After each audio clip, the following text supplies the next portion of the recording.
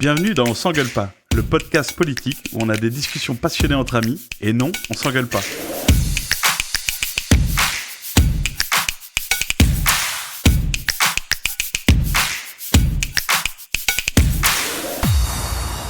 Eh ben bonjour, salut tout le monde. Salut! Salut, ça fait longtemps? Salut Poulpe.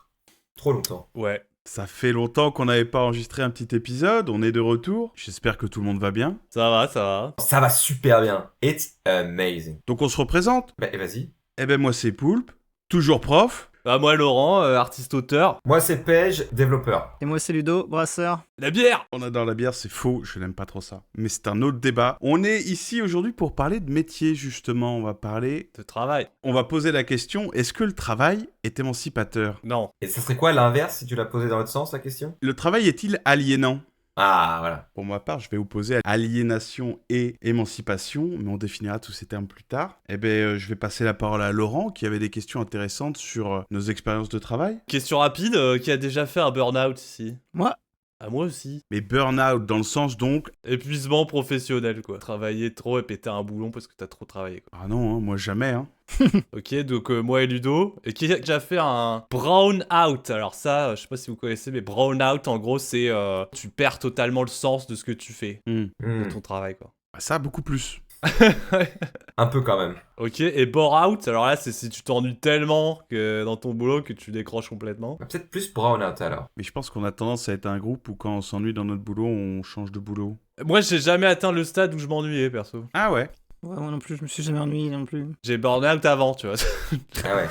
Ah oui, oui. Et du coup, le dernier terme, qui a déjà fait le quiet quitting. Alors ça, je l'aime bien celui-là parce que quiet quitting, c'est en gros ne faire que le strict minimum de son travail. Ce qui s'appelle pour moi travailler, hein, mais bon. Ah oui, pas faire tout ce qu'on attend de toi, faire en plus pour que ça fonctionne. Oui, voilà. Ah, j'aurais pas défini ça comme ça, moi. J'ai déjà fait un moyen quiet quitting. En fait, j'avais déjà quit. C'est-à-dire que j'ai posé ma démission, on a refusé que ça soit plus court. Et du coup, pendant les 3 mois de fin, bah, j'ai un peu rien branlé, quoi. Ouais, mais t'as posé ta dème, quoi. J'avais déjà posé ma dème. Quiet quitting, tu continues de travailler, mais t'en fais vraiment le strict minimum. Je dirais un petit peu moins, même, limite, quoi. Le but, c'est vraiment de converger vers l'arrêt, quoi, pour moi. Ouais. Au début, tu fais le strict minimum, mais très vite, tu t'en branles à peine une, quoi. Tant que c'est possible. Je te dirais que c'est ça, moi, le quiet quitting. Enfin, pour moi, tu vois, c'est pas le minimum de ce qui est requis, c'est le minimum qui est requis pour pas que tu te fasses... Pour pas que tu te fasses emmerder, ouais. Ouais, c'est ça, ouais. Mais est-ce que c'est ça ou est-ce que c'est carrément t'en fais tellement pas assez qu'en fait tu vas provoquer le fait de se faire virer, quoi? Non, je crois qu'il y a un côté préservation dans le quiet quitting. Ah ouais? Ouais. Ah, tu vois, je l'ai mal compris, alors. C'est plus une question, tu fais le boulot strictement nécessaire pour gagner la thune et c'est tout, quoi. A priori, personne, donc. Non. Et qui a déjà kiffé son boulot? Moi? Moi.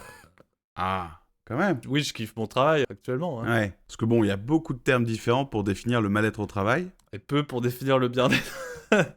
Bizarrement. Mais tu vois, c'est pas aberrant que moi et Laurent, on ait dit qu'on avait déjà burn-out. On a direct dit tous les deux qu'on avait kiffé notre travail aussi, tu vois, enfin... Ouais, mais alors pour moi, c'est lié, ouais, parce que le burn-out, c'est vraiment plus t'en fais, plus on t'en demande, et t'arrives pas à te limiter, et tu travailles jusqu'à l'épuisement. Enfin, c'est un des chemins vers l'épuisement, quoi. Ça m'est bien étranger, hein. Pour faire un parallèle avec ce qu'on disait au niveau de l'activisme il y a quelques épisodes, il y a que du coup, il y a les gens, ils font des burn-out dans des trucs qu'ils font Oui. de manière bénévole. Ça arrive aussi beaucoup, quoi. D'autant plus, parce qu'il y a plus de passion. Eh ouais. Enfin, tu sais pourquoi t'es là, quoi. Du coup, t'as pas le brown-out parce que justement, t'es à Non. fond dans le sens, tu veux sauver la planète ou sauver les gens. Du coup, t'as l'impression que tu peux pas arrêter, c'est sa mission et tu vas dans des trucs où... Enfin, c'est vraiment un fléau, quoi. Qu'est-ce qu'on veut dire par travail? Parce que voilà, on va beaucoup parler de travail et de métier. C'est vrai que moi, dans ma tête, à chaque fois que je pense travail, c'est vraiment boulot, paye. Et sinon, quand je vais couper du bois pour me chauffer l'hiver, je suis pas en train de travailler, tu vois. Bah, il y a travail emploi et travail activité. Il y a plein d'activités. Ça peut être du travail parce que ces activités-là, tu peux payer quelqu'un pour les faire, tu vois. Ça peut être un début de définition, ouais. Le travail domestique, ou même faire ton jardin, tu peux payer quelqu'un pour le faire. Toutes ces activités-là, en fait, c'est du travail. Ta définition du travail, là, c'est que si on peut payer quelqu'un pour le faire, alors c'est du travail? Pour moi, oui. Donc tout est du travail? Alors, j'ai une définition. Ah. Voilà. Le travail est une activité humaine qui vise intentionnellement à transformer le monde physique. Ouais, je l'ai vu aussi, mais je trouve monde physique, c'est pas clair du tout. Moi, je pense qu'il faut plutôt accepter que le mot a pas vraiment de définition, quoi. Tout le monde a l'impression de comprendre le terme, mais c'est quasiment impossible à définir et chacun met un peu ce qu'il veut dedans et c'est pour ça que c'est intéressant aussi, quoi. Oui. Le seul truc, c'est qu'il a quand même une sorte de notion, une valorisation, quoi. C'est quand même un mot assez positif dans la société, même si on n'arrive pas à le définir, ce qui est assez étrange pour moi. Bah, c'est que c'est très lié à l'être humain, je pense, le travail, justement. Sarkozy, ce grand philosophe, a dit l'homme est fait pour 2 choses, travailler et aimer. Bon. Waouh. Tu vois ? Merci, président. Et donc voilà, non mais ça prouve que surtout chez les gens de droite, le travail c'est très lié à l'humain. Mais bon, il y a pas que les gens de droite non plus. Hein. Marx, c'est son sujet principal, le travail, quoi. Et donc... Il y a quand même une notion d'effort en fait dans le travail. Même si j'écoute quelqu'un qui va pas bien, je me dis c'est du travail émotionnel, tu sais, c'est du care work et tout ça, qui est pas forcément si je fais le ménage, ok, ça peut être du travail domestique. Moi, l'important c'est que je regarde un film et que je vais pas faire une review après que je vais poster sur internet, tu vois.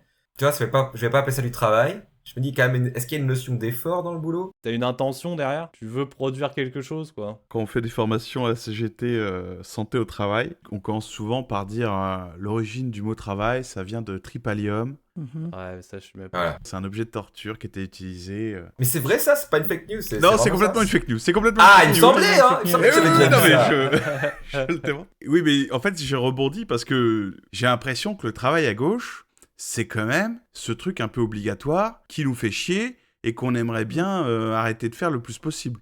J'ai regardé un peu sur les étymologies, justement. Ça viendrait d'une sorte de traverser, surmonter un obstacle. En fait, c'est la même origine que travel, tu vois, pour voyager. Et donc, il y a le côté quand même surmonter un obstacle, aller quelque part. Il y a un but, quoi, en fait. Le film, t'as pas de but en soi, t'as pas de review à faire à la fin. Pour moi, c'est plus ça, le truc. Ouais, il y a une intention. Ouais, je crois qu'il y a débat sur l'origine exacte du mot. Non, bien sûr qu'il y a débat. C'est pour ça, bien sûr qu'il y a débat. Bon, en tout cas, nous, quand on va parler travail... On va parler vendre, parce que si on reprend ce que Marx a dit, c'est vendre sa force, alors physique ou intellectuelle, pour en retirer des sous. Travail salarié ou travail indépendant, parce qu'on va en parler, travail indépendant. D'accord, mais du coup, contre-rémunération, on peut dire, quoi. Ok. Le but, c'était, on voulait d'abord parler peut-être de nos expériences d'emploi, justement. Je voulais préciser que notre point de vue sur le travail, c'est quand même le point de vue de blanc suréduqué, quoi, parce qu'on a tous au moins un master. Ouais, qui veut se lancer, je peux me lancer. Bah go. Puis l'adolescence, ça m'angoisse le travail. Parce que mes parents, ils parlaient de travail, mais que négativement, quoi. C'était vraiment pour se décharger de leur journée de travail. Forcément, dans ces années-là, tu penses aussi à ton orientation. Qu'est-ce que tu vas faire comme travail ? C'est un truc qui t'anime, tu vois. Et moi, à l'époque, j'aimais surtout mater des films, lire des livres. C'est ça qui me faisait kiffer vraiment. Donc je me disais, comment je vais intégrer ça dans le monde du travail, quoi. C'est bizarre. Et il y avait pas de fac pour regarder des films, ouais. Non, et ma mère elle voulait que je fasse des boulots d'été, mais c'était pas vraiment pour gagner de la thune, c'était plus en mode préparatoire, quoi. Faut que tu te prépares un peu à la merde qui t'attend. Et du coup, moi, ça me donnait pas envie. Je saute plein d'années, et à la fin de mes études, je trouve un compromis qui, je pense, va m'aller. C'est-à-dire, je me dis, je vais travailler dans le web. Moi, c'est un truc à la fois qui me passionnait, et en même temps, je me disais, c'est un milieu où c'est bankable, quoi. Il y a de l'embauche. Et donc, au bout de 3 mois de mon premier taf, donc en CDI dans une agence web, donc salarié. Donc c'est à la fin de la période d'essai, quoi. Mon patron, il me dit c'est bien, mais maintenant on va passer à la vitesse supérieure. Ah ouais. Waouh. Et du coup, moi, déjà à l'époque, je trouvais déjà que mon emploi du temps était bien rempli, déjà, tu vois. J'étais déjà au fond de 5e. Je me disais, j'en faisais déjà pas mal, quoi. Bah ouais, là, c'était la vitesse supérieure. On allait se rendre chez les clients sur place. On avait des journées, on se levait à 4h du mat. On se tapait 4 heures de trajet. On faisait des réunions toute la journée. Puis on rentrait après chez soi à minuit. Sérieux ? T'as fait ça, toi ? Ouais, puis sans heures sup payées, sans journée de récup. Wow. Sans remerciement. Wow. Et moi, ce qui me tuait le plus, c'était le côté, bah ouais, c'est normal, quoi. T'as vraiment été bossé chez les Aura, hein. Ouais, des pourritures. Moi, je pense que c'est quand même assez courant. Et le côté, c'est normal. Et le côté, mais c'est chez les employés aussi, quoi. Ils me remettaient pas en question ça. Bah voilà, à force de faire des mois comme ça, moi, je fais un burn-out. Un matin, en fait, mon corps a refusé de se lever, quoi. C'est vraiment mon corps, j'avais l'impression qu'il y avait une dissociation. J'ai pris une semaine d'arrêt, et quand je suis revenu au taf, je me suis fait incendier, parce que j'étais en arrêt... Ah waouh.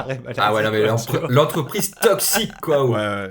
Waouh. Toxique, ouais. Et du coup, j'ai demandé une rupture conventionnelle.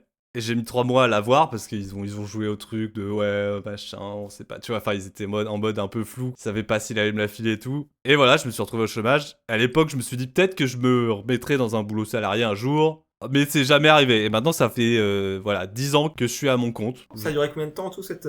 Ça a duré 2 ans. Ça a tenu quand même 2 ans, quoi. Ouais. À travers cette expérience, même si effectivement c'était toxique, moi j'en ai conclu que le salariat c'était pas vraiment pour moi, quoi. On parlera sûrement de qu'est-ce que c'est être à son compte après, mais... Oui, je pense. Je peux prendre la suite. Moi, c'est vrai que le travail... Déjà, j'ai eu la chance d'avoir un contexte social qui fait que j'ai jamais été obligé de travailler. J'ai fait 2 boulots d'été. Si je pouvais le faire, c'était mieux que je le fasse. Mais il n'y avait pas d'obligation. Et les 2 boulots d'été que j'ai fait, c'était avec des potes. Et c'était mi-vacances, mi-boulot d'été. Et finalement, mes premières expériences, c'était pour valider mon diplôme, les stages en entreprise en tant qu'ingénieur. Et c'est vrai qu'à l'époque, sans trop m'en rendre compte, mais il y avait ce concept. Moi, je me souviens que mon maître de stage m'expliquait que on était quand même bien payé en théorie en tant qu'ingénieur, mais il fallait du coup plus travailler. C'est-à-dire que les horaires qui étaient sur le contrat de travail, c'était les horaires pour les techniciens, Oui. tout ça. Ouais, toi tu seras un cadre, donc pas d'horaire a priori. Toi, voilà, t'as un boulot à faire et tu dois t'arranger pour le faire dans la journée, quelle que soit l'heure à laquelle tu débauches, quoi. Pour les gens qui nous écoutent, débaucher, ça veut dire finir sa journée de travail. C'est un truc de l'ouest de la France et pas trop répandu. Ouais, je révèle mes origines en live sur Internet. Bref, pardon. Non, bah oui, tu fais bien. Non, après, moi, le seul truc qui m'avait un peu choqué à l'époque, c'est une autre stagiaire qui avait été agressée sexuellement par un collègue et qui était venu m'en parler. Et je savais pas trop quoi faire à l'époque. Et j'en avais parlé à mon maître de stage, qui avait préféré dire qu'il fallait pas trop en parler parce que ça foutrait le bordel et que on réglerait ça entre nous, quoi. Ouais. Et à l'époque, même si je sentais que c'était de la merde, j'avais pas su comment réagir. Et j'avais envoyé un mail à une amie qui avait su me conseiller. On avait déposé une main courante. J'avais accompagné la personne au commissariat et tout. Donc ça s'était réglé comme ça. Et c'est vrai que ça m'avait fait un peu bizarre, ce management, on va dire. Mais finalement, j'ai pas continué dans la voie d'ingénieur et je suis devenu prof. Pareil, hein, c'est plutôt un boulot que j'ai choisi, dans lequel j'ai trouvé pas mal de plaisir, même si, et on en parlera peut-être plus tard, je pense avoir perdu un peu le sens du boulot ces dernières années. Mais ça, c'est moins en lien avec mon exploitation et plus en lien avec l'évolution de la société, dont on parlera plus tard. Ouais, qui c'est qui prend la suite? Azido. Enfance avec une famille qui met pas une grande valeur sur le côté c'est cool le travail. C'est vraiment juste uniquement nécessaire pour se nourrir. Et c'est juste par définition chiant et horrible, mais il faut. Mais par contre, éduquer avec le côté plus tu fais d'études, moins ça sera chiant et horrible. Ah oui. Du coup, Très pragmatique. je suis parti là-dedans. Et il l'a pris au pied de la lettre et il a fait des études. Le week-end, en général, je donnais des cours particuliers pour payer mes études. Eh oui. Vu que c'était plus un mood de travailleur indépendant, c'était un peu différent, quoi. Ça te confronte moins au marché du travail. Ensuite, je suis arrivé en thèse et j'ai dû avoir mon premier contrat, un CDD de 3 ans, pour réaliser mon doctorat, du coup. Et donc là, j'ai été confronté à une sorte de vie de bureau, mais comme disait Poulpe un peu, le côté cadre, il n'y a pas d'horaire, mais là, vraiment extrémisé, il n'y a pas de début, il n'y a pas vraiment de fin, les projets ne sont pas définis, il n'y a pas de deadline, donc tout le monde s'auto-exploite un petit peu, quoi. Et en plus, là, pour le coup, il y avait une petite pression en plus de la thèse. Petite pression, ouais. 3 ans à bosser en continu avec des horaires totalement random liés à des locations de machines, de choses. Tu commences à travailler à 6h du mat, tout décalé un peu. Et du coup, vu que c'était passionnant et tout, en plus, burn-out au bout d'un moment, qui a failli se succéder par l'arrêt total du machin. Mais bon, je suis revenu, j'ai fini la thèse. Et j'avais pas du tout envie de continuer à faire de la recherche parce qu'on en sort un petit peu jamais, vu qu'il n'y a pas d'horaire et que c'est un peu infini comme sujet. Tu fais jamais de pause, tu rentres chez toi, tu réfléchis à ça, tu dors, tu réfléchis à ça. Enfin, je voulais pas finir là-dedans. Plus, des problèmes généraux de fonction publique qui partent en couille. Et du coup, le nombre d'emplois qui diminue de plus en plus, qui implique beaucoup de fierté chez les collègues et d'orgueil qui fout des ambiances étranges. Donc, réorientation totale. Et du coup, je me suis dit... je vais apprendre un truc avec des projets plus courts, plus manuels, mais toujours scientifiques parce que j'adore ça et je me suis mis à faire de la bière. Tout d'abord en amateur pendant 4-5 ans et ensuite j'ai ouvert ma brasserie et donc là j'ai une société qui fait de la bière. La bière! Eh oui, toujours un peu dans l'auto-exploitation finalement. Oui, histoire de... Vas-y, Pej. En fait, j'ai remarqué que la valeur travail dans ma famille, elle est pas vraiment là. Les gens, ils ont essayé de trouver des boulots qui étaient pas trop chiants, mais ça n'a jamais été genre, c'est ça le but de la vie. Tout comme Ludo m'a donné l'idée que si je faisais des études, du coup, j'aurais plus le choix et du coup, je serais plus heureux. C'est la classe moyenne. C'est la classe moyenne. Du coup, si tu aimes ton boulot, c'est comme si tu ne bosserais pas, quoi. Pas comme mes parents qui ont moyennement choisi leur boulot et qui du coup en souffraient un peu, ou voire beaucoup pour ma mère à un moment donné. J'ai aussi fait des petits boulots quand j'étais jeune, l'été, ou même pas que l'été d'ailleurs. Mais mon premier vrai taf, après avoir fini, j'ai fait une école d'ingénieur. Je suis monté à Paris et j'ai commencé à bosser dans une start-up et j'étais tout content parce que je me suis dit que waouh, j'allais bosser dans une petite boîte. En plus, ils faisaient des choses dans l'open source, donc dans les logiciels libres. Moi, ça m'intéressait. Je pensais que ça allait être des gens cool. Et alors, ça a été un peu le cas, sauf que très vite, j'ai déchanté. J'ai découvert un truc qui s'appelle la hiérarchie. En fait, le boss, il a voulu vendre la boîte sans vraiment nous le dire. Il faisait des négociations de trucs. On n'était pas au courant. Enfin, il y a plein de secrets. On n'avait pas trop notre mot à dire sur ce qui se passait. Moi, ça me paraissait bizarre. Au début, ça s'est vachement bien passé parce que je voulais me prouver, tu vois, je voulais arriver. C'était un super challenge et tout. Et puis, je bossais avec des gens qui étaient très très cool, en fait. Et puis, au fur et à mesure, plus je suis rentré dans la boîte, plus j'ai dû me confronter, en fait. Mais pourquoi je suis là et qu'est-ce qu'on va faire au final? Pas juste au jour le jour, qui était pas si mal. J'ai commencé à avoir des opinions. Comment? Au début, t'as pas d'opinion, parce qu'au début, t'es perdu. Quand j'ai commencé à avoir des opinions, genre, je pense qu'en fait, faudrait faire ça. Non, faux, ok. Puis on voit que, du coup, t'as pas trop ton mot à dire, et des choses qui se passent dans ton dos. Ça m'a un peu saoulé. Et du coup, j'ai démissionné de ma boîte. Ouais. Je suis un peu parti, et je me suis dit, je vais prendre un peu des vacances. Parce que maintenant, j'avais mis un peu d'argent de côté. Et puis j'aime bien voyager, donc je suis un peu parti sur la route. Et puis en fait, ça a duré un peu longtemps.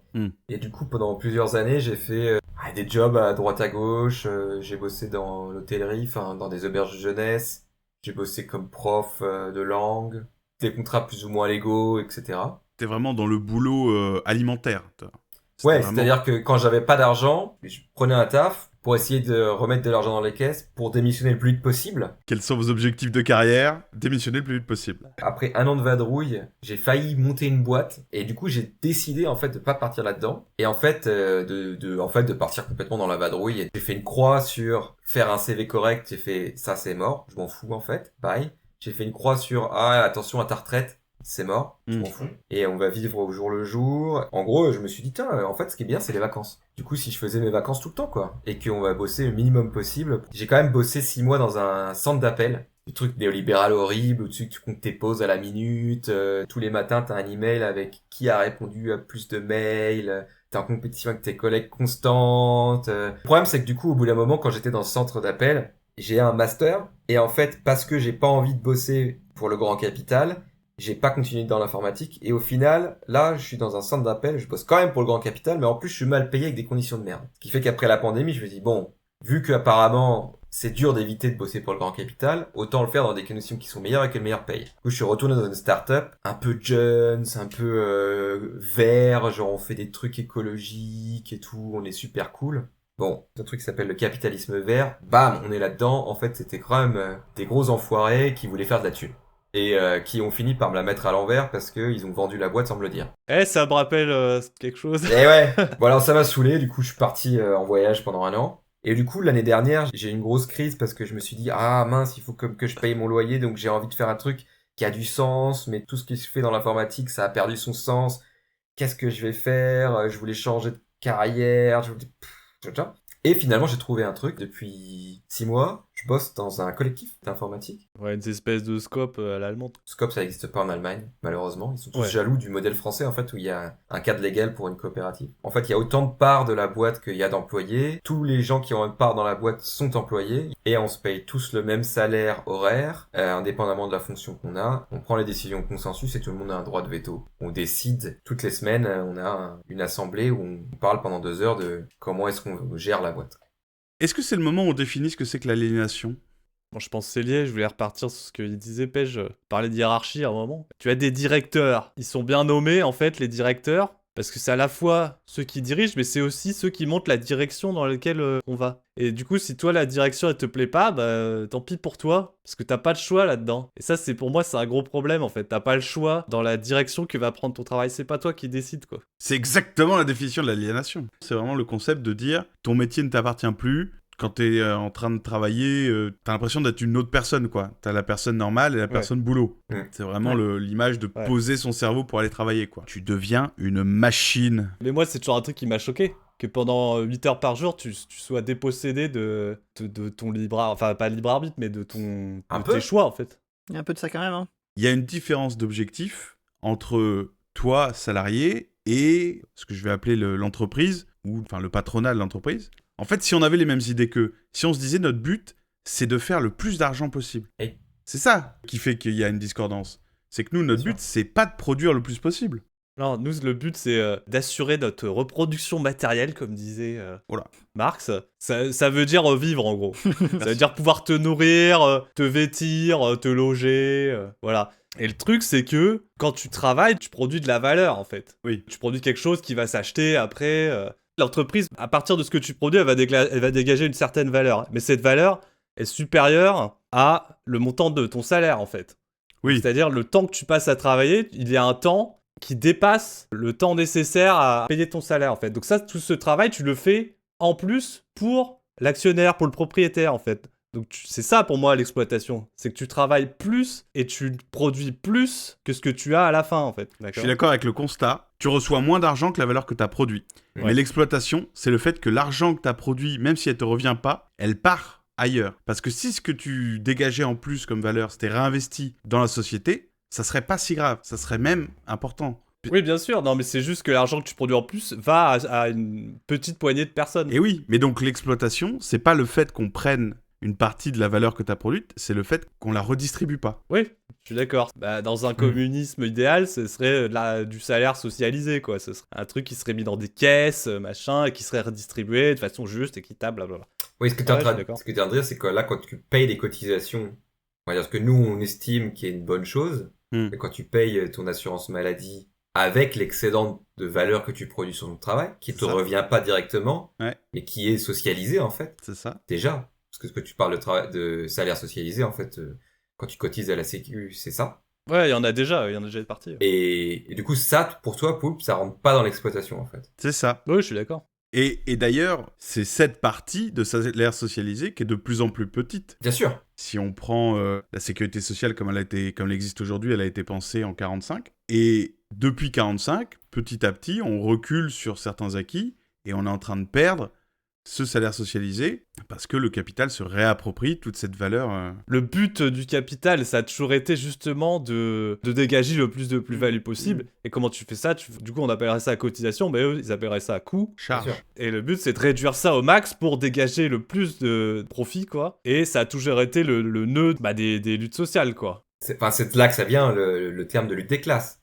C'est que c'est une nouvelle approche sociologique de Marx qui disait qu'en fait, la société est organisée en différentes classes qui se battent pour des ressources. En fait, c'est vraiment ça. C'est-à-dire que tu peux comprendre les capitalistes, le patronat, et nous, les prolétaires, la classe de travailleurs, on se bat pour avoir une plus grosse part du gâteau. La façon dont le système économique est aujourd'hui organisé, si les travailleurs prennent une plus grosse part, le patron a forcément une moins grosse part. Un prolétaire, qu'est-ce que c'est? C'est quelqu'un qui n'a que sa force de travail à louer. Oui. Et il s'oppose au propriétaire qui, lui, détient le capital, donc il détient l'entreprise, les machines, le machin. Un autre mot, ça peut être actionnaire aussi. Et eux, ils sont très peu, et les prolétaires sont très nombreux, mais ils ont quand même l'ascendant sur les prolétaires.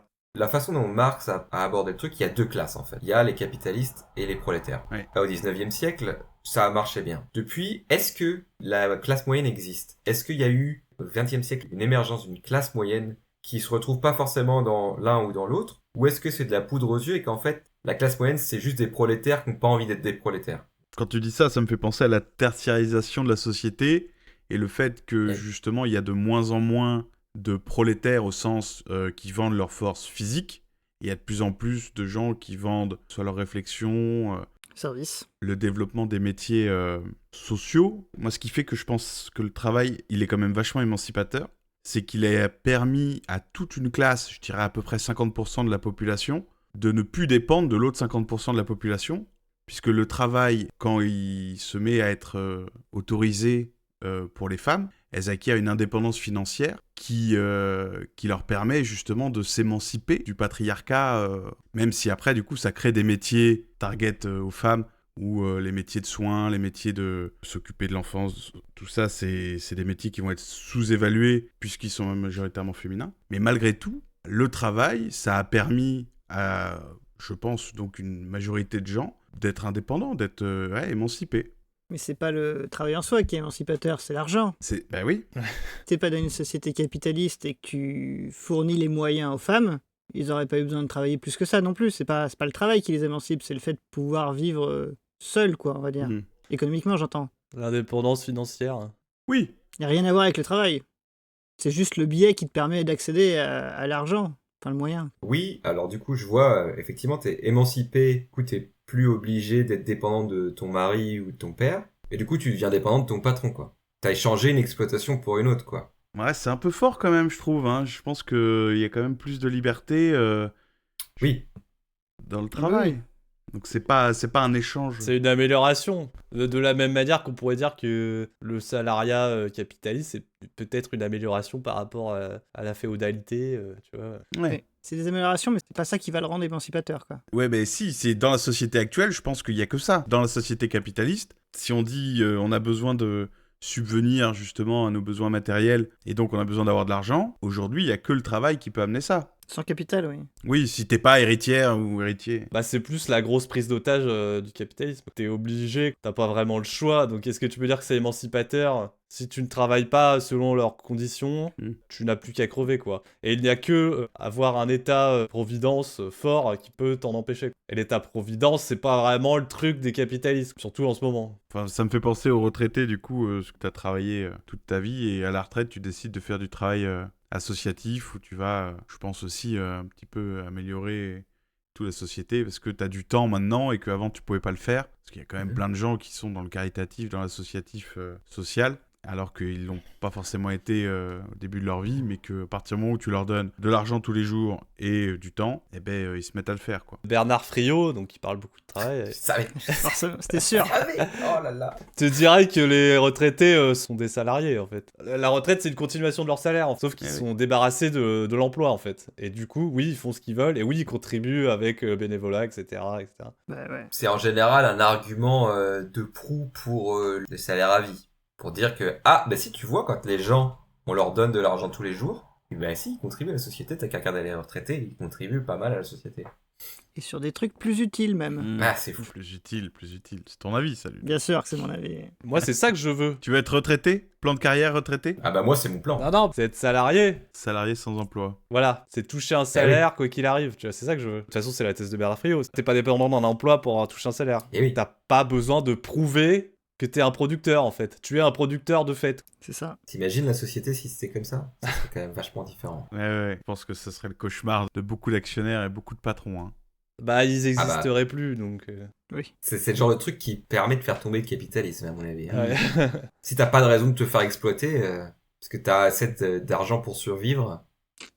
J'ai l'impression que dans les exemples qu'on a développés au début, il y a beaucoup de notre mal-être qui était du fait que les manières de travailler ou même ce qu'on produisait, ça correspondait pas forcément à ce que nous on voulait. Mais je pense que justement, ça te permet quand même de progresser et de pouvoir acquérir les outils pour te défendre, j'allais dire. À une époque, le travail, c'est presque plus un réseau social. C'est-à-dire à l'époque des bourses de travail, justement, quand les entreprises commencent à apparaître et ce qui va ensuite provoquer la formation des syndicats, c'est le fait que les travailleurs, ils se rassemblent sur une place pour venir chercher du travail. Et c'est en se rassemblant qu'ils se mettent à parler, qu'ils se mettent à former des groupes et qu'ils se mettent à dire comment toi tu travailles, comment moi je travaille. Et viens si on s'organisait pour être tous ensemble mieux. Donc je pense que c'est aussi grâce au travail qu'on a pu se regrouper et lutter. C'est mieux d'être organisé au travail que de pas être organisé au travail. Ouais. Mais j'ai envie de dire, c'est mieux qu'il n'y ait pas de travail. Moi, je me sens plus émancipé quand je fais... Là, je vais revenir sur la notion de travail au début. C'est-à-dire quand je fais du travail, mais qui n'est pas encadré par du salariat ou de l'emploi. Donc quand je fais de l'activisme, par exemple, quand je fais des projets où là, j'ai pas de patron, c'est moi qui fais, avec d'autres gens, bien sûr, et on fait ce qu'on a envie. Les compromis, c'est moi qui choisis. Il y a rien qui m'oblige à le faire. C'est parce que je pense que c'est la chose juste à faire. C'est parce que je pense que c'est la chose qui va faire évoluer la société dans le bon sens. Et là, je me sens émancipé. Là, je me sens que ce que je fais, c'est en accord avec ce que je veux. Et quand je suis dans le travail, il faut quand même produire de la valeur. Ce que tu disais, Poulpe, sur le fait que les gens se rencontraient et s'organisaient, c'était justement dû à cette division du travail qu'il y avait à l'époque. Effectivement, beaucoup de gens dans les usines et tout. Ça, les capitalistes, tu vois, ils l'ont bien remarqué. Et ils ont décidé de bien changer la division du travail. On a de plus en plus isolé les gens, justement, pour éviter qu'ils se rencontrent entre eux et qu'ils forment des syndicats et tout. Justement, si la syndicalisation n'est plus du tout ce qu'elle était à une certaine époque, justement, on peut rapprocher ça de l'aliénation, c'est qu'ils ne se sentent plus vraiment liés avec les autres travailleurs, quoi. on en revient à finalement les décisions un peu qu'on a pris, nous, dans nos vies et qu'on a eu la chance de faire. Parce que si le problème, c'est le travail, si on ne peut pas s'émanciper par le travail, qu'est-ce qu'on fait pour finalement kiffer sa vie ? Puisque on a besoin de subvenir à nos besoins, mais en même temps, si on passe un tiers de notre vie à travailler, eh ben on se met dans des états pas possibles, on se fait mal. Donc, c'est quoi la solution pour s'émanciper sans travail ? Moi, par exemple, c'est vrai que la lutte, ça m'a beaucoup aidé. Je suis arrivé dans l'éducation nationale avec beaucoup de préconceptions et des idées un peu naïves de me dire que j'allais participer à l'éducation, j'allais transmettre des connaissances et des valeurs aussi. Mais, comme Ludo l'a dit dans le début de l'épisode, la fonction publique, elle a changé, elle est beaucoup plus gérée comme une entreprise. Le New Public Management. Le New Public Management. Et ouais. Il y a cette recherche de rentabilité. Finalement, l'exploitation a grandi. Je me suis brown-outé. Je me suis retrouvé à plus trouver de sens à mon travail. Et c'est par la lutte. Alors en plus, moi, c'est un peu différent parce que vu que j'ai des heures de décharge syndicale, grâce au combat du passé, je suis quand même payé une partie du temps pour lutter. Donc c'est pas uniquement du volontariat. Donc du travail. Donc finalement, je me mets à être payé pour faire un travail syndical de lutte qui remet du sens dans ma vie et me permet à la fois d'acquérir de nouvelles compétences, de modifier l'environnement et la société, mais dans le sens de mes valeurs, tout en n'ayant pas tellement de chefs. Le fait est que le syndicat est organisé sur une base de démocratie et de discussion et de beaucoup de réunions. Donc moi, la lutte syndicale, je pense que ça a été émancipateur. Enfin d'ailleurs, c'est là où j'ai fait ce qui se rapproche le plus des burn-out. Je me suis beaucoup impliqué et j'ai un peu explosé en vol. Moi, je sais pas si le registre de l'émancipation, c'est le bon. Dans la société capitaliste actuelle, tu peux faire des compromis, en fait. Tu peux t'arranger d'une certaine manière qui va te convenir, mais c'est pas vraiment de l'émancipation. Tu ne peux pas t'émanciper tant que le capitalisme reste en place. Faut tout péter, quoi. On en revient à ce qu'on disait, ce qu'on a déjà dit, quoi. Tu vois. Je suis assez d'accord avec Laurent. J'ai l'impression qu'en fait, on peut pas vraiment s'émanciper, mais on a tous des tricks, qu'on a tous essayé des astuces. Ouais. Pour essayer de faire que la situation soit la mieux possible. On reste au fait que la situation la mieux possible, et c'est bien en dessous que ce que ça pourrait être si on abattait le capitalisme, quoi. T'es pris à la gorge quand même. Alors en France, on est un peu moins pris à la gorge parce qu'on a quand même des aides sociales et tout, mais il y a une nécessité de survie quand même. Donc tu peux pas faire ce que tu veux, quoi. C'est pas possible. Du coup, moi j'ai trouvé le fait des travailleurs indépendants, c'est le compromis que j'ai trouvé. Ça permet de résoudre ces problèmes justement de hiérarchie, quoi, et d'organisation du travail.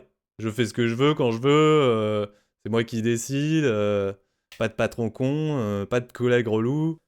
Et en même temps, c'est un truc où tu peux t'en prendre à toi-même assez vite, puisque c'est toi qui gères, c'est ta personne à qui t'en prendre si ça se passe mal et tout. Et donc il y a un peu d'auto-exploitation dedans aussi, quoi.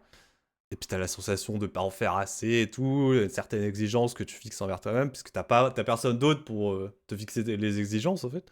Et au final, t'es quand même soumis à une concurrence extrême, en fait, même peut-être plus que si t'es salarié. Finalement, le rapport de force est toujours là. Tu vends quand même ta force de travail. Alors moi, je suis artiste-auteur, donc par exemple, il y a des institutions culturelles qui existent, et c'est elles qui filent la thune pour certains trucs, mais elles le filent pas à n'importe qui, tu vois, faut se battre. T'as plein d'artistes-auteurs qui sont sur le coup, par exemple, pour des subventions, des trucs comme ça. Il y a une sélection, etc. Là où je te rejoins un peu, quand même, dans le salariat, tu peux t'organiser pour lutter. Alors que c'est vrai que quand t'es indépendant, ouais, il existe des syndicats, mais franchement, ils obtiennent pas grand-chose et on est tous très isolés dans nos trucs. Donc on peut pas vraiment lutter. Puis il y a la précarité aussi, évidemment. Tu gagnes beaucoup moins d'argent, c'est sûr, quand t'es artiste-auteur indépendant. Tout ça, c'est un peu le prix à payer pour justement ton gain de liberté, quoi.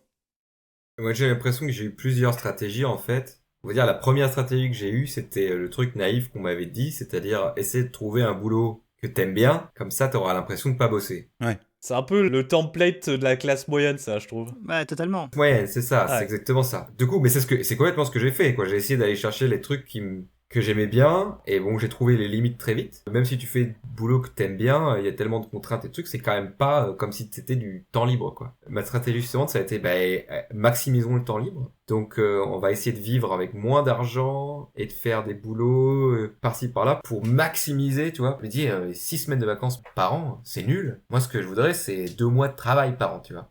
Si j'arrive à gérer ça, alors, en faisant des compromis sur le confort, en faisant des compromis sur plein de choses, tu vois. Et puis, arrivé un moment dans ma vie où j'ai voulu avoir plus de stabilité et où ça a été compliqué, en fait, ce mode de vie. Du coup, il a fallu que je change. Là, j'avais complètement évolué dans ma stratégie politique, c'est-à-dire que je suis allé dans un boulot en sachant que c'était de la merde. Et donc, c'est un peu craché. Et aujourd'hui, la nouvelle stratégie, c'est justement d'essayer de se réapproprier les moyens de production. C'est une boîte où il n'y a pas de patron. Moi, ma plus-value de boulot, elle est réinvestie dans la boîte, forcément. Soit elle est redistribuée à nous, aux employés. On n'a pas d'investisseurs, il n'y a pas d'actionnaire. Ce qui s'est passé l'année dernière, avant que j'arrive, c'est qu'ils avaient fait des bons résultats et du coup, ils se sont réduits leur temps de travail. Voilà, ils ont augmenté leur salaire. C'est des choses comme ça et c'est moi qui décide de ça. Mais on reste dans un monde de concurrence où il faut qu'on se batte pour avoir des projets.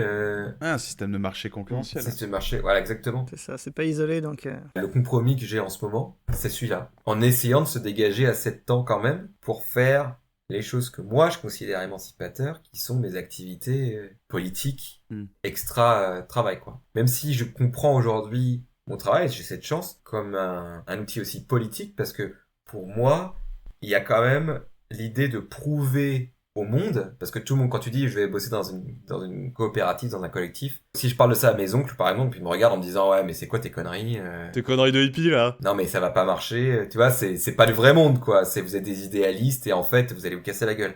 Et donc le fait en fait de prouver que ça peut marcher. Un système où on est en coopérative, alors c'est pas la révolution, mais pour moi ça peut peut-être montrer la voie vers une autre forme, en tout cas de bosser ensemble, questionne pas vraiment le capitalisme, mais un petit peu quand même, quoi. On reprend un peu notre moyen de production. Si vraiment tout le monde fait que des collectifs, au bout d'un moment, il y aura plus d'actionnaires, quoi. Mais bon, on en est loin, mais... Et du coup, notre chef d'entreprise... Non mais pareil, obligatoirement une situation de compromis, parce qu'il n'y a pas de solution dans un monde capitaliste, de mon goût en tout cas. Du coup, on a convergé vers un truc qui me permet de gérer tout et faire ce qui me plaît vraiment et trouver le sens direction, quoi. Même si j'avais aussi ça avant, mais dans un contexte où je choisis un peu plus, on va dire. On est moins dépendant de l'extérieur sur les budgets et autres. En tout cas, ouais, toujours pareil, qu'une solution de compromis, il n'y a pas de bonne solution dans le contexte, quoi. De toute façon, l'objectif, c'est de vivre le mieux possible dans la société où on est. Et pour moi, il y a quand même un côté où si on arrive à lier la reconnaissance au travail, parce que c'est ça qui fait qu'on se sent bien en général. Ouais, j'aimerais bien préciser un peu. Ouais. Je sais pas si tu parles de la notion d'utilité pure et dure, ou juste le fait d'être récompensé pour avoir fait quelque chose, quoi. C'est totalement différent pour moi. Soit c'est t'as une reconnaissance au sens tu sens que tu fais quelque chose d'utile, quoi. Utile au sens de ton point de vue, hein, pas du point de vue d'un actionnaire, tu vois. Pas un truc économique. Parce qu'en fait, cette valeur travail fait que même si tu fais le métier le plus horrible du monde, si tu le fais bien, tu auras une forme de reconnaissance par ta hiérarchie. Si tu rapportes plein de thunes, tu auras une forme de reconnaissance. C'est pour ça que je sais pas de quoi tu parles, quoi. Ouais, c'est peut-être pas le bon terme, hein. Peut-être que je me... Il y a deux choses différentes. Le fait de faire quelque chose et que les gens te disent « Ah, c'est bien, t'as bien fait les choses », ça c'est cool. C'est du bon travail. C'est du bon travail, mais ça c'est bien aussi. Hein. Ouais, ça c'est de la reconnaissance de ton travail. Et après, à l'autre côté, c'est est-ce que je fais quelque chose d'utile C'est ça. Et ça, moi pour le coup, ce deuxième-là est devenu très très difficile. Parce que comme on remarque, j'ai l'impression que tout ce que tu fais comme activité qui contribue au capitalisme, en fait, est au détriment de la société. Ouais. Du coup, ça devient très dur de trouver du sens dans du salariat parce que j'ai l'impression que je suis contre-productif. Ouais. C'était mon idée dans la dernière startup où j'ai bossé, c'est-à-dire que je passe mon temps et mon énergie à faire quelque chose qui va au détriment de là où je veux aller dans la société. Donc, c'est très frustrant. Si tu ne questionnes pas le système capitaliste, pour beaucoup de gens, en fait, quand tu bosses, c'est ta contribution à la société. Ouais. D'accord ? Bien. Toi, par exemple, t'es éducateur, tu contribues à la société en faisant ça. Mais ça marche pour tout le monde. C'est ta contribution à la société. Donc en fait, c'est ça qui te remplit de sens dans ta vie. Tu fais effectivement progresser la société quand tu fais ton travail. Et ça, c'est génial. Parce que du coup, tu fais tes 8 heures de boulot et tu te dis « Ah, eh ben là, j'ai bien participé à la société pour l'amener dans le bon sens. Maintenant, je peux bien me reposer et faire des hobbies, m'occuper de ma famille, etc. Parce que mon sens... Je suis satisfait. Je pense que les gens ils pensent. Alors moi Mais bien sûr. Ah ouais. Mais bien sûr, je pense que. Alors moi je pense que je suis un peu out justement de ce monde-là à force d'être un indépendant. Moi je sais pas les gens salariés. Moi j'ai l'impression qu'il y a plus une nécessité quoi. C'est-à-dire. Mais ça dépend. Alors pas tout le monde et ça dépend de la classe sociale parce que si t'es caissière à Auchan, tu te dis pas ça. Je pense pas. C'est plutôt les moyennes sup voire classe supérieure qui ont vraiment cette sensation de j'accomplis quelque chose en travaillant. Mais le truc de base qui sous-tend tout ça c'est je dois le faire. Il faut que je le fasse. J'ai pas l'impression qu'il y a cette notion de... C'est comme ça que je contribue à la société, quoi. Et ça reboucle sur ce qu'on a dit, le mythe de la classe moyenne. C'est-à-dire, on sait tous qu'il y a des boulots de merde que personne n'a envie de faire. Du coup, on s'éduque pour pouvoir faire les boulots qui vont être émancipateurs. où on va avoir un impact sur la société, où on va faire des choses qui, on pense qu'elles sont dans le bon sens. Et bien sûr, il y a plein de gens, si tu vas dans des startups, tous les gens, ils pensent qu'ils changent le monde pour de bon, quoi. Ils pensent qu'ils font le bien en faisant ça, vraiment. D'accord, mais moi, c'est que j'ai pas du tout cette expérience-là. Je pense qu'il y a deux sous-cas de figure. Il y a ceux qui pensent faire le bien, enfin qui y trouvent du sens, et ceux qui sont un peu remplis derrière cette valeur travail. Tu sais, on n'arrête pas de leur dire qu'ils travaillent bien, et ils ont même pas l'occasion de se poser la question s'il y a du sens à ce qu'ils font. La première question qu'ils observent, c'est je fais bien mon taf. Le monde capitaliste, chez les cadres en tout cas, est un peu créé dans ce sens-là. Tu vois, on y idéalise tellement ce côté valeur travail. On essaye de rendre les gens fiers de leurs accomplissements qui sont tellement convaincus par ça qu'ils n'ont pas le temps de poser d'autres questions sur est-ce que ça a du sens ou pas. J'ai pas du tout les mêmes échos de... Non, mais on parle de la version classe moyenne cadre, là. Ouais, c'est vrai, parce que moi, Il y a deux cas, hein, je suis Bien sûr. d'accord. Peut-être un biais négatif, parce que moi, j'entends surtout de la souffrance, quoi. Quand les gens parlent de travail autour de moi, justement, c'est des burn-out, c'est des collègues toxiques, tu vois, des patrons toxiques. J'ai vraiment l'impression que c'est source de problèmes et de souffrance, quoi. Mais l'un n'empêche pas l'autre, enfin, il n'y a pas d'incohérence entre les deux. Tu peux très bien, en fait, c'est comme le travail, on souffre, mais c'est pour aller dans le bon sens. Faut que tu trouves un truc qui te rattache, quoi. Soit ton truc qui te rattache, c'est basiquement ça rapporte de la thune et j'en ai besoin et j'ai pas d'autre solution à part celle-là. Et soit t'es dans une situation plus de cadre haute où trouver un autre travail, c'est pas forcément le plus gros problème. Mais du coup, par contre, il faut que tu trouves un truc qui te permet de rester, qui est par exemple, ce que je fais a du sens, ou je suis très fort dans ce métier, enfin...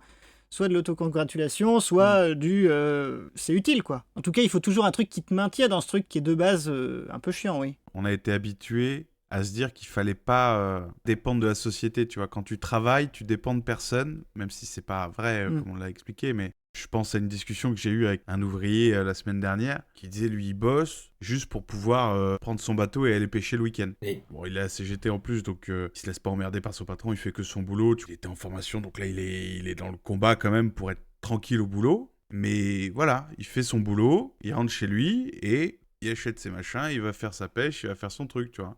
Et il est complètement, pour moi, aliéné, qui a son boulot qui lui permet de vivre sa vie. Ouais. Et oui. Alors qu'il est à CGT et tout ça, il n'est pas du tout dans la remise en question de ça. Là, il se dit pas qu'il pourrait vivre une vie plus de pêche ou plus de je sais pas quoi. Non, il fait bien son boulot, il fait son truc, il est content et ça lui permet de faire autre chose. Et je pense que la plupart des gens, c'est ça. Hein. Il y a deux stratégies, hein, et de tout le monde. Hein. Soit, c'est-à-dire, tu trouves du sens, exactement ton exemple. Alors, il y a des gens qui vont trouver des boulots où tu peux bosser moins. Ouais. Ou alors, tu fais des boulots où tu as beaucoup d'argent. Ou alors, c'est des boulots qui vont pas te prendre la tête. Etc. En fait, pour essayer de minimiser ta souffrance au boulot, pour essayer de maximiser ce que ça génère en tant que soit temps, soit ressources, etc. Pour qu'en fait, là où vraiment tu te sens toi, ça soit le maximisé. Et après, il y a effectivement ce truc de classe moyenne qui te dit, bah, si tu aimes ton boulot, tu bosseras jamais. De toute façon, tu trouves le sens dans ton boulot. Le fameux métier passion. Si t'es militant, si t'es activiste, si tu penses que il faut orienter la société d'une certaine façon, etc. Et que tu as déconstruit et que tu te dis, en fait, le travail, c'est pas à ça que ça sert. Donc ça veut dire qu'il faut que tu bosses pour survivre. Et ensuite, à côté, il faut que tu fasses progresser la société pour pouvoir te sentir satisfait. Ouais. Il y a certaines personnes qui le trouvent dans le travail. Du coup, ensuite, ils sortent du travail et se disent, ah bah j'ai fait ma part pour la société, maintenant je m'occupe de ma gueule. Ce qui m'arrive et ce qui arrive avec beaucoup de gens autour de moi, c'est que tu travailles et ensuite, il faut que tu fasses ta part pour la société. Et donc là, tu rentres dans des trucs où du coup, les gens bossent énormément à côté de leur travail et du coup, ont plus de temps pour le reste et du coup, c'est complètement burn-out, quoi. Oui, il y a ce côté compensation. Ouais. Je pense que c'est ça que tu veux dire.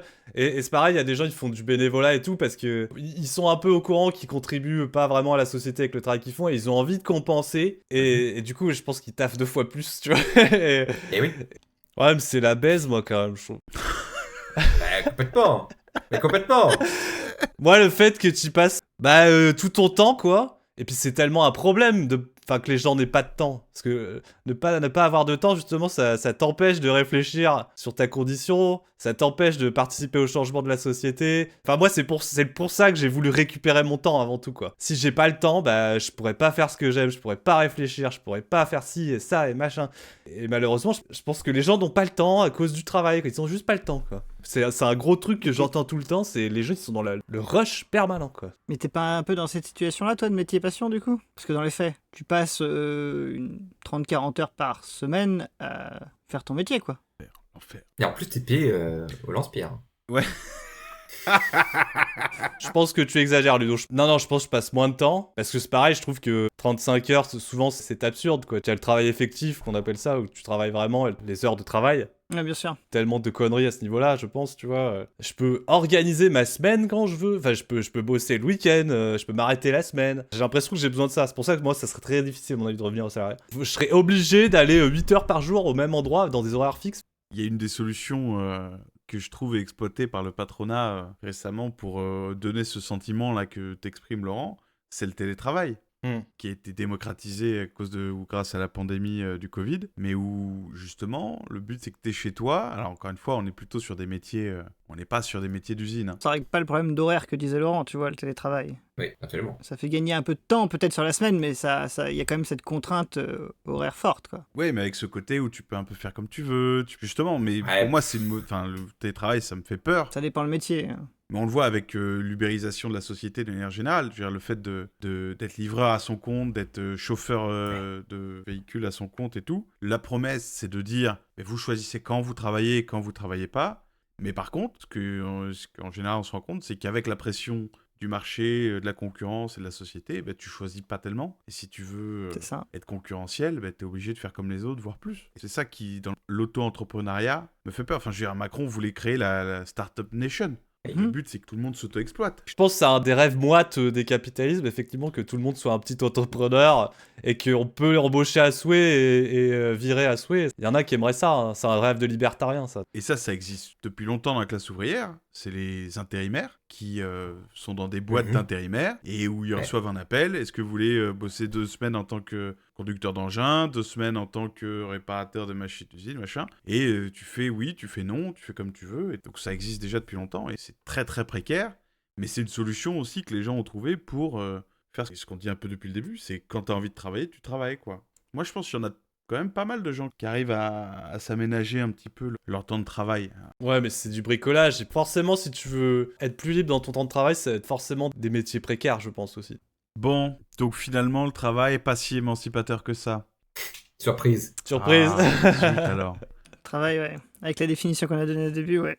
Encore raté. Putain, les gauchistes, c'est pas très positif tout ça. Hein. Bon, on est quand même entre privilégiés en France, entre blancs, entre hommes. Il y a peut-être beaucoup de gens qui n'ont pas les mêmes avis, parce qu'ils n'ont pas eu les mêmes expériences de travail que nous non plus. Et on s'est concentré sur le travail uniquement en salarié et pas tout le travail caché à côté, quoi. T'as fait du travail domestique toute ta vie. C'est encore autre chose. Ah, c'est bien, t'as pas de reconnaissance, t'as pas d'argent, mais t'as quand même bossé. C'est génial.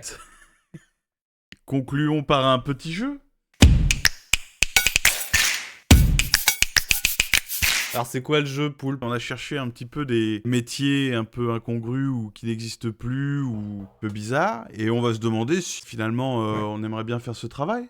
Est-ce que nos jeux de compromis nous permettraient d'y aller, quoi ? Laurent, t'as trouvé des travaux ? Ouais, j'en ai un que j'ai piqué à une vidéo de Nota Bene. Être un ermite de jardin. Pardon. Donc en fait, c'est les aristocrates. Tu vois, ils avaient des grandes propriétés et tout, et puis ils avaient des amis, et puis ils avaient rien d'autre à foutre que de montrer ça à leurs potes aristos, tu vois. Passer leur journée à ça, quoi, tu vois. Et du coup, c'était cool d'avoir un ermite de jardin dans son jardin, comme ça, tu vois. Qui suscitait la curiosité de tes visiteurs. Et voilà, et son job, c'était d'être là sur la propriété et de vivre là, quoi. Et de faire semblant d'être un mec un peu à part, quoi. C'est tout. Ils avaient de l'argent pour ça. Ah bah oui, on les payait, ouais, quand même. Ouais, pas beaucoup. Waouh. Ça vous kifferez, ça, faire ermite de jardin T'as vu que je m'étais pas projeté avant ? Je m'étais jamais posé cette question-là dans ma vie, donc il me faut un peu de temps. Je me suis jamais non plus posé la question. D'un côté, tu branles rien, quoi. Ouais, mais le problème, c'est que d'un côté, tu branles rien. Ouais, c'est ça aussi. Ouais. C'est peut-être dans la fiche de poste de rien faire aussi, tu vois. Il y a quand même des contraintes, je pense, tu vois. T'as pas le droit d'être trop créatif, par exemple. Ouais, je pense pas. Faut pas faire tes trucs. Si tu commences à faire de la musique et tout, là, il faut que tu ailles voir la guilde des troubadours, t'es Ouais. plus dans la guilde des ermites. Des quoi. troubadours de jardin. Pas du tout pareil. Plutôt je passe, hein. Le fait d'être lié à une propriété privée et de devoir être dessus, c'est quand même bizarre, quoi. Petit côté zoo humain, plus pas tant de liberté que ça. Ouais, puis t'es un domestique, quoi. Ça demande un peu d'acting, en plus. Ça, à la limite, jouer l'ermite, ça peut être sympa, ça. Jouer le mec totalement isolé. Ouais, puis tu peux t'en servir pour genre crier sur des nobles et tout, tu sais. Pour qu'ils aient peur et tout. Ça peut être drôle, tu vois. J'aime bien Et l'idée. je pense pas que ton boss, il t'en voudra, quoi, tu vois. Il se dit, ah, t'as bien Ouais. travaillé. Est-ce que tu dois jouer un mec bizarre? Je pense que je m'en servirais pour être espion, tu vois, pour collecter des informations à propos des gens qui viennent et tout. Genre, Moi, je ne crois pas une Non, seconde. pas du tout. Bon, d'accord. Personne n'y croit. Donc, C'est non, ça nous intéresse pas. Moi, j'ai vu le métier de porteur d'urine. Ah, faut que tu l'écrives encore. Hein. Je croyais que c'était des trucs qui étaient censés nous faire questionner Attends, si c'était bien ouais, ou pas. Parce que là, mais si, mais je pense que oui. Alors, vas-y. Je vais défendre ma paroisse alors. Je vais aller de maison en maison pour collecter des urines et tu les revendais comme agent de blanchissement à l'industrie textile ou pour tanner des cuirs. Ah, waouh. C'est fou. Ah, la- on parle de- La fille, c'était autre chose. C'était autre chose. Bah, t'es quand même dans l'amélioration de la société. Alors certes, tu te balades avec des urines, mais t'es pas obligé de te balader avec des poches percées d'urine, tu vois. Oui. Mais je trouve que, tu vois, ça se rapproche un petit peu forcément du métier d'éboueur, tu vois, où t'es quand même en train de nettoyer les rues. Et en plus, tu valorises un produit, pour vraiment utiliser des termes modernes qui ne devaient pas exister à l'époque. Circuit court, bien sûr. Circuit court, local, vraiment. Bio. Ah, c'est la revalorisation des déchets. Revalorisation des déchets, Ah bah et finalement, avec ma formation d'ingénieur en traitement des eaux, Techniquement, tu la récupères comment, l'urine? bah, les gens utilisaient des, J'avais un les gens récipient, utilisaient des pots. Pisser dans des Mais- poches? non, sûrement des pisser pots, dans les Laurent. pots. Oui. Ouais, ok. Ça avait l'air important pour toi, Laurent, le contenu. Bah, si tu te balades avec, ouais. Bah non, mais tu dois avoir une charrette avec une cuve, Laurent. T'es pas. Ok. tu n'as pas une ouais, besace. Faut le matos, quoi. Ah bah c'est un métier, C'est un attention. métier. Hein. En vrai, je pense que t'es bien utile, ouais. Je pense que les gens sont contents que t'arrives, tu vois. Je pense que quand t'es malade, ça saoule. J'avais tellement d'urine. Heureusement que vous venez récupérer ça, monsieur. Ou madame. Non? Ça vous dit pas? Je vais le placer au-dessus de l'autre. Hein. Ouais, je dirais que l'urine, c'est mieux que le caca, donc ça passe. Il y avait probablement Oh. des ramasseurs de caca, et ça, par contre, c'est chaud. En plus, c'est dangereux pour la santé, je pense. La ligne rouge. La ligue Laurent. orange chez Laurent. Le caca. On le mettra dans la catégorie. Faut bien travailler. C'est ok. Ça a un peu de sens. C'est un yellow out, c'est pas un brown out. Pardon. Voilà, ouais. Euh, Waouh. Un autre, écarteur de poule. Écarteur de poule. C'est dans les élevages de batteries pour éviter que, Ah oui, il y a des machines maintenant pour ça. pour éviter que les poulets se marchent dessus et s'étouffent. Faut de temps Ah, en temps oui. écarter les poules. C'est bien la société. Hein. Maintenant, il y a des Voilà. machines, ouais, mais pour éviter la mortalité des gallinacés. Oh, je sais absolument pas si c'est Si. des gallinacés. Si, c'est bien. Bon, d'accord. Si, si. Attends, j'ai pas bien compris du coup. En fait, c'est un détasseur de poules. Ouais, C'est pour répartir équitablement les poules parce que sinon elles se tassent à des endroits. ouais. Ah oui, d'accord. Ok. Pour T'as- pas qu'elles se marchent dessus et qu'elles se tuent Ah oui, entre ouais. elles. Waouh. Les poules ont tendance à floculer, finalement, à tous se mettre au même endroit et elles en meurent. Bah, c'est un peu con, mais bon, en même temps, si t'en mets 600 dans je sais pas combien de mètres carrés. Voilà. C'est qui les cons, hein, en fait? Les poules ou nous? That is the question. Ça serait bien de la merde, hein. Je sais pas si vous avez déjà Ah bah impossible. été près d'un élevage de poules, mais ça pue. Ça. Ouais, ça pue. Si avec ça, y a rien qui va dans Ah ce ouais. métier. Y a rien du tout Non, qui va quoi. ah, je mets tout en bas. Je préfère être ermite, c'est pour dire. Ouais, ouais. Ouais, je pense aussi que je préfère être ermite, hein, carrément. Parce qu'en fait, là, y a aucun sens. Enfin, c'est Ah vraiment ouais. très bizarre, quoi. En fait, tu compenses un truc qui n'a pas de Ouais. sens. Nul. 0 pointé. Le carteur de poule. Alors, je pense vous convaincre avec celui-là. Réchauffeur de lit. Ah. Tiens, est pas mal. L'avantage, c'est que tu vois, là on a l'impression d'avoir compris. C'est déjà. encore un truc pour les nobles, je parie ça. T'es un employé d'hôtel et à une époque où il n'y a pas forcément accès à des bouillottes, t'es payé pour aller dans des lits avant que les clients arrivent, pour que le lit soit bien chaud Ok. au moment où ils arrivent. Non, mais c'est vrai ça? Putain. Ça a dû Bah- exister, je dis pas que c'était... Après, ils ont vite trouvé qu'une pierre faisait l'affaire et ils mettaient une pierre dans le feu. Mais peut-être que la chaleur du corps humain, c'est mieux, tu vois. On avait un vrai humain pour vous chauffer votre lit, tu vois. Ah oui, tu veux dire en tant qu'argument marketing. Ouais, voilà. En tout cas, ça a l'air cool. Moi, je mets top 1, ouais, je pense, par rapport aux autres. Ah ouais. Ah, ça a l'air chiant quand même. Hein.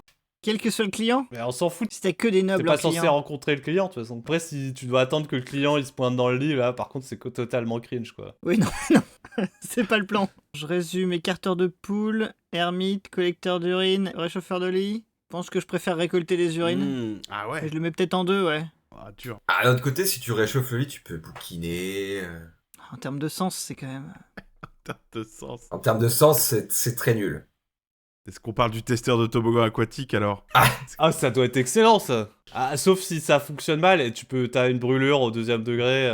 Bah, tout ce qui est testeur. Là, y a après. pas d'eau, là. Tiens, y a Là, pas c'est- d'eau. C'est le problème de C'est le problème testeur, du quoi. testeur, tu sais, c'est comme les gens qui bouffaient la bouffe des rois, quoi. Sur le Oui. principe, tu te mets bien jusqu'au jour où... Ah, J'ai laissé un lambeau de peau, là, dans votre toboggan, là. Ah. Il y avait une vis qui dépassait. Oh. Oh. Ah là, c'est bon, ça a plus du tout l'air Oh, sexy là. T'as fait perdre des points là. Ah oui. Moi, j'ai cireur de queue de cerise. Oh, mais ça non, non, ça non. Ou tout Ah ce ouais. qui est, je sais pas, esthétisation des fruits et légumes. Mm. Faut que le fruit, il ait l'air appétissant, et donc du coup, qu'il ait l'air beau, tiens, qui brille. Donc, tu vas cirer la queue de cerise avec application. Eh Bah, ouais. ça a l'air extrêmement nul Ah là. ouais, Je vois là. pas du tout quel est l'argument pour convaincre que c'est sympa quoi. C'est clair. Là, je vois pas du tout là. Je sais pas, ça peut être méditatif. Ah oui. Tu peux t'évader Non, en si. cirant les queues de cerise. Si. Il t'a chopé là-dessus. Il a réussi à nous ramener, ouais, avec. Non, mais il y a un truc. Ouais. Le problème, c'est qu'il y a forcément un objectif de productivité qui fait que c'est. Ouais, t'es obligé d'aligner les queues, quoi. À moins de 2000 queues par jour, t'es pas efficace. C'est pour les riches qui veulent des jolies cerises. Parce qu'il y a... J'avais vu Sommelier d'eau. En plus, c'est une vidéo qui est sortie il y a pas longtemps sur YouTube. Ouais, mais alors là, c'est pas pour tout le monde. Hein. T'as différentes eaux. Tu peux appairer tes eaux en fonction de si elles sont plus ou moins calcaires. Il y a des accords. Oui. Non, mais ça, Des c'est accords d'accord avec gustatifs avec de l'eau. Ah waouh. Moi qui suis de la boisson, je t'avoue. En tant que spécialiste. Pour moi, ça a du sens, tu vois. Oh là là. Mais le problème, c'est que c'est tous des branleurs. Dans les faits, c'est que du bullshit à base de vibrations et d'énergie qui a été mis dans l'eau avant, quoi. Elles sont biodynamisées, les eaux, c'est Non, ça mais parce qu'il y a des eaux vendues dans des bouteilles avec de l'alu pour maintenir la magnétisation et tout. Ah oui, d'accord. C'est beaucoup de ça, Pour des quoi. charbons, Si des bouts de charbon dans c'était l'eau. juste les teneurs en minéraux, ça pourrait avoir du sens pour moi, en Bah, tout je cas. pensais aussi, ouais. Mais dans les faits, il n'y a pas que ça, quoi. Ah ouais. C'est l'eau de ce glaçon en Islande particulier Ah ouais, d'accord. qui est passé dans 3 bols Voilà. tibétains et qui est bloqué dans un récipient en alu. Donc, Il faut passer de l'eau dans un bol tibétain et l'enferme ensuite dans une bouteille métallique. Ça n'a aucun. qu'ils aillent se faire foutre. Hein. Ah ouais, non, moi je pensais que bêtement il y avait Moi, des j'ai- différences de goût et de minéraux, mais bon, non. Ah bah, il y en a. Ah oui, oui. Moi, je traite mon eau, je peux t'assurer. Il l'insulte pour lui envoyer des mauvaises ondes. Il Ouais, la c'est traite. ça. Mauvaise. Bad water. T'as une merde, l'eau, t'as une merde. Et hop, il met du houblon. Bon, écoutez, sur ce, je pense qu'on a fait le tour. Salut. Bye. On dit au revoir. Sans Abonnez-vous, transition. Je sais plus. Rendez-vous au prochain épisode. Ça repart, là, on va repartir fort. On a fait une petite pause hivernale, mais ça va arriver fort avec des gros sujets à venir, promis. On va être productif. On va faire de la plus-value. Là. Trouvez vos compromis. C'est pas mal ça comme formule. Eh ben salut. hein. Allez, des bisous et à très bientôt.